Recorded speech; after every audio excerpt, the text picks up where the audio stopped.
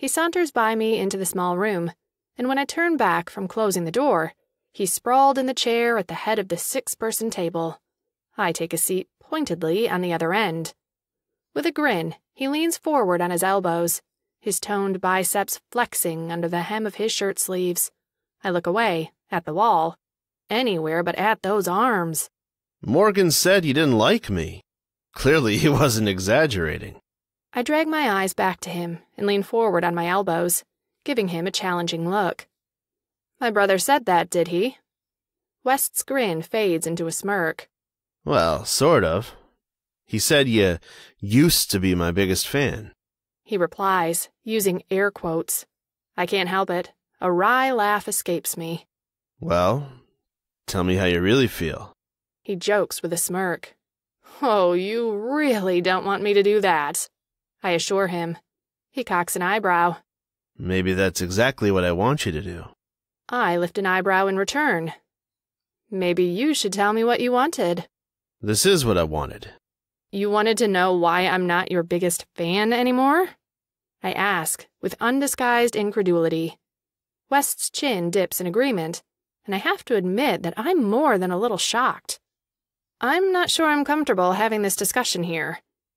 How can I sit in the office of the rock and roll magazine I've dedicated my career to and badmouth one of the biggest rock stars of my generation? As low as my brain-to-mouth filter usually is, even I know nothing good can come of it.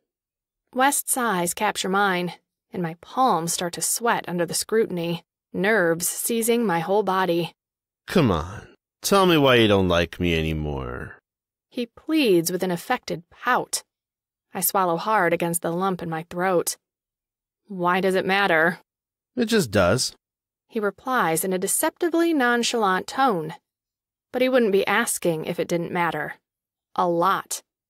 This is surreal. I rub my lips together, deciding what answer won't jeopardize my job. After a few beats, he looks down, shaking his head, and says, seemingly to himself, She's lost that lovin' feeling. My eyes go wide as he stands and heads purposely toward me, and as he drops to one knee beside me, I realize exactly what he's about to do. He's about to go full Top Gun on my ass. Right here, right now. Just as he starts belting out, "You've lost that lovin' feelin'" by the Righteous Brothers, I lunge forward and slam my hand over his mouth before the whole office hears and comes running. Are you insane? He grabs my hand and rises, pulling me with him all in one swift motion, and I abruptly notice the electric zap that crawls up my arm from where he's touching me, and how close he is. How good he smells. Like cologne and cool night air and guitar strings. So much better than the last time we were this close, when he smelled like booze and weed and heartbreak. But smelling of it or not, West is a whole lot of heartbreak waiting to happen. At the thought, I pull my hand back abruptly. Worked for Maverick, He says with a shrug, his eyes searching my face.